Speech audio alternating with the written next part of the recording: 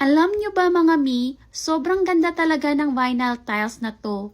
Aside from malinis siyang tingnan, binibigyan niya ng accent yung floor namin. And akalain nyo mga mi, almost 3 years na itong nasa sahig namin pero minimal dents lang na encounter ko. Compare mo sa floor mat mi, naku. Hindi ko yun bet kasi ilang beses na akong nadulas tapos madali pang masira.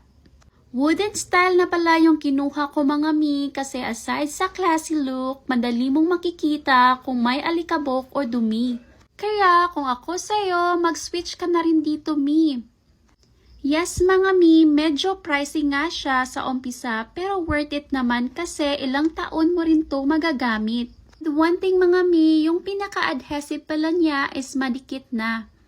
Kaya kahit hindi perfect ang floor nyo, uneven man or medyo rough, pwede pa rin. Pero kung gusto nyo mas matibay, pwede nyo lagyan ng pandikit. Kagaya ngayon sa living area namin, since madalas pasukan na alikabok, naglagay ako ng adhesive para sure na hindi matatanggal. Ginamitan ko lang pala siya ng No More Nails from Pioneer Pro. O diba, simple lang mi pero malaking improvement na.